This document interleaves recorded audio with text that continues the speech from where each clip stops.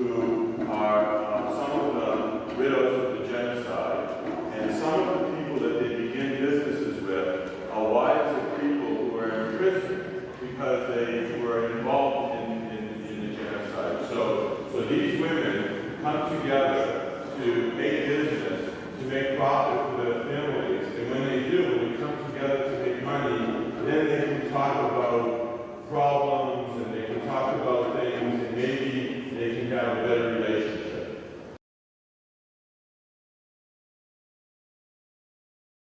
I promise never to hurt anyone else.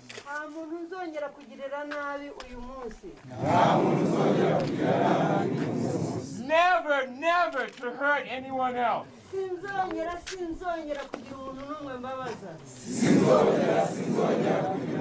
I will never hurt anyone else because someone tells me to.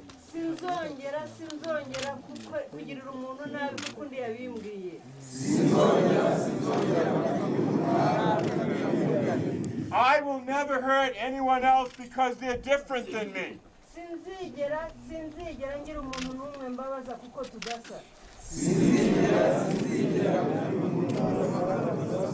I swear to God that I will never hurt anyone else ever again.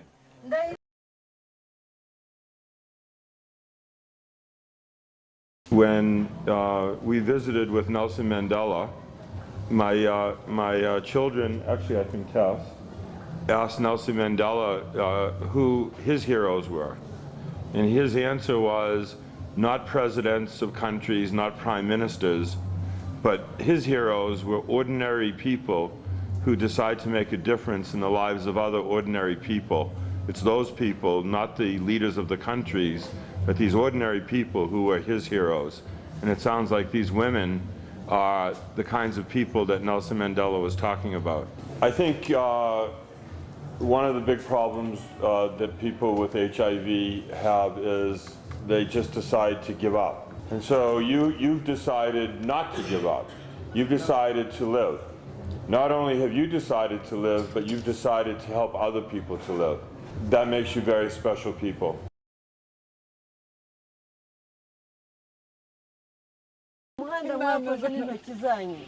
I saw how they created a whole new opportunity for the people in this area.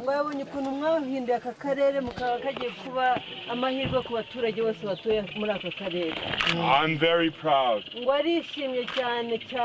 I'm very proud of their effort. Thank you so much.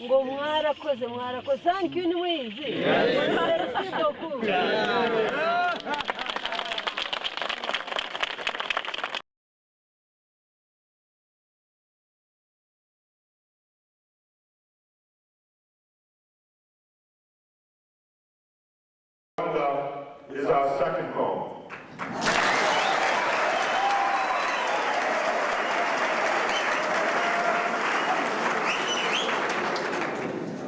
And we keep on coming back to Rwanda, not to see the beautiful scenery, although it's beautiful, and not to have fun. We have fun, but we come here because we love the people of Rwanda.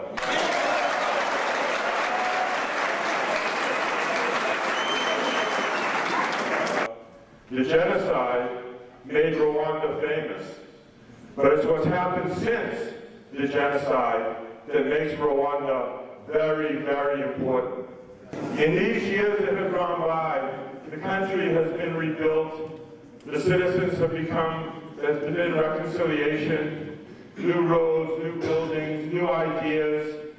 Rwanda is a shining light for the rest of the world when they look at it.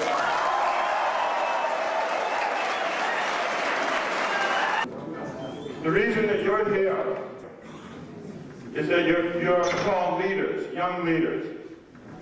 Everybody understand that, young leaders? Yes.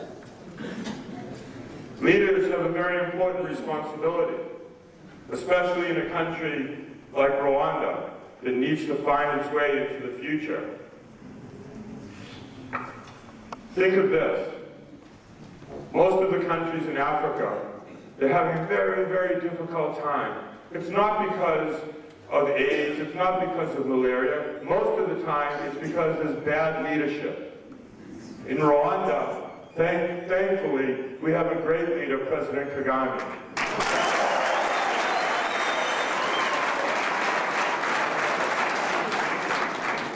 I have had the pleasure of meeting many world leaders. 2 nights ago, my family and I had dinner at President Kagame's house with his family. And I can tell you that of all the leaders that I meet all around the world, President Kagame gives me special inspiration. Concrete baby steps. Concrete baby steps means no problem is too big. You have to look at the problem, you have to understand it, and then you have to take a little step, and then another little step, and another little step. And you keep on doing that, and you do it, and you do it, and you do it, and we all do it. And eventually, change comes. But to say, oh, it's too big, what can I do? It's not acceptable, not for young leaders like you. And the idea I want you to have in your head is this. Think about this, the next time you say, oh, there's nothing I can do, the problem's too big. Think about what I'm going to say now. Does anybody here know how many seeds, you know seeds? How many seeds are inside an apple? Does anybody know? How many seeds are inside an apple? Anybody? Anybody know? You know what? I don't know. I don't know how many seeds inside an apple. But this is what I want you to think about. How many apples can one day come from just one seed? How many trees maybe? Maybe how many forests of apples will come one day from one seed?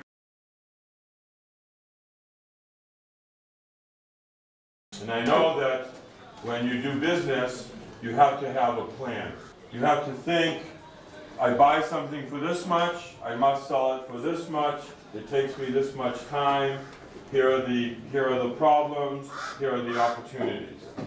And you can be much more proud because someone did not give you a gift, someone just gave you an opportunity. We're white people, but we're coming here to help black people. You are Christian people, we are not Christian people, but still we come to help you. We are not Rwandan, we are American, but we come to help you. So why? Why do we come to Rwanda to help people who are not white, who are not our religion, who are not our country? Why? Our reason is human beings should help other human beings. It doesn't matter the color of their skin, it doesn't matter their religion, it doesn't matter their tribe. And the blood inside the Hutu and inside the Tutsi is the same color blood. So why do people get angry at each other and hurt each other? I find when I travel around the world, people get angry at each other and hurt each other because of lies.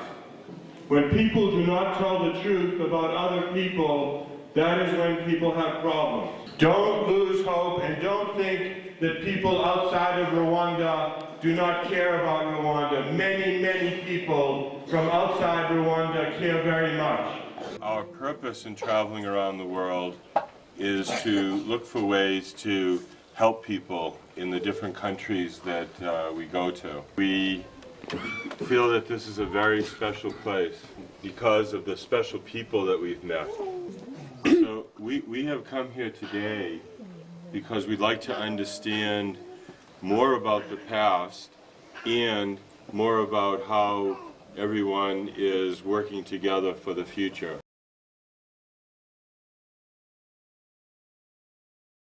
What we have to understand is that this isn't simply an Israel-Palestine problem. This is a problem for the entire world, and it manifests itself in many ways that are very negative for the world's welfare. We seek today to find ways to make the network a vehicle to make real, significant, positive change in the world.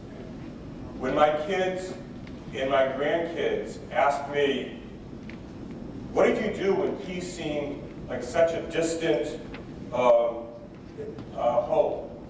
I want to be able to look them in the eye and say, I did everything I possibly could.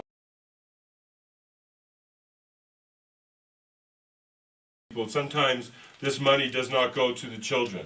I want to make sure this money goes to the children. Okay? All right.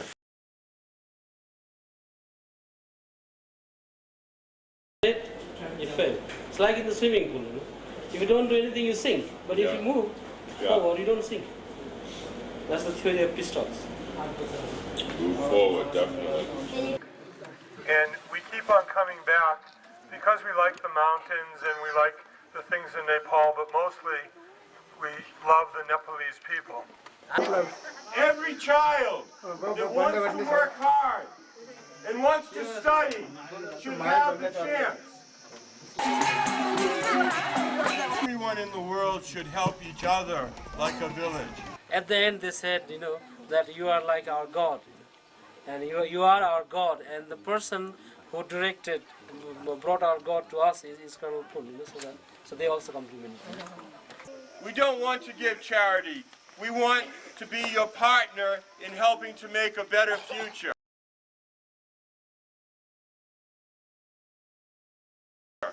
I've seen the media talk about major demonstrations and so forth in Karachi when there's 1,000 people involved in a city of 10 million people.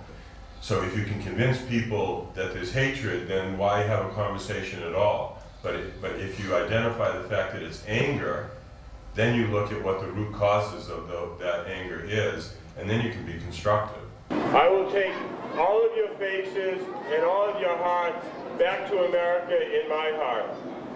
My heart is exactly the same as your heart. Use that same passion to make this the best country it can be. What kind of country you help to build is up to you, no one else.